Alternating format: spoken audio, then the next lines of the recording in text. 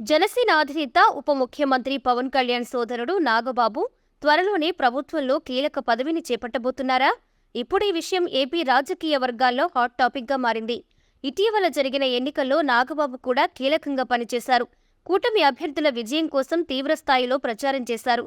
కూటమి అధికారంలోకి వచ్చిన తరువాత గెలుపు కోసం కష్టపడిన నేతలు నామినేటెడ్ పదవుల కోసం ఆతృతగా ఎదురుచూస్తున్నారు. ఈ నేపథ్యంలో నాగబాబుకు కూడా కీలక పదవి దక్కబోతుందన్న ప్రచారం ఊపందుకుందిప్పుడు. నాగబాబును టీటీడీ చైర్మన్ గా నియమించబోతున్నారన్న ప్రచారం ఇటీవల జరిగింది. అయితే దానిని ఆయన ఖండించారు. తనకు అలాంటి ఆలోచన కూడా లేదని స్పష్టం చేశారు. దీంతో ఈ ప్రచారానికి ఫుల్ స్టాప్ పడింది. అయితే తాజాగా మరోమారు ఆయన పదవిపై ఊహాగానాలు మొదలయ్యాయి. త్వరలోనే నామినేటెడ్ పోస్టులను ప్రభుత్వం భర్తీ చేయనుంది. ఈ నేపథ్యంలో నాగబాబుని ఫిలిం డెవలప్మెంట్ కార్పొరేషన్ చైర్మన్ గా నియమించే అవకాశం ఉందన్న వార్తలు వినిపిస్తున్నాయి.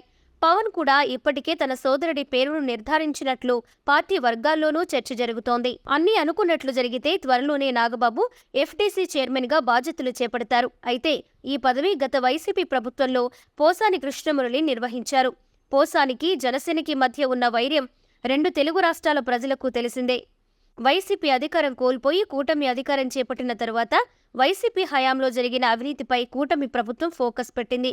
ఇక నాగబాబు ఎఫ్టీసీ చైర్మన్ గా పగ్గాలు చేపడితే ఎలాంటి పరిస్థితులు ఉంటాయో అని అటు సినీ వర్గాల్లోనూ ఇటు రాజకీయ వర్గాల్లోనూ తీవ్ర చర్చ జరుగుతోంది.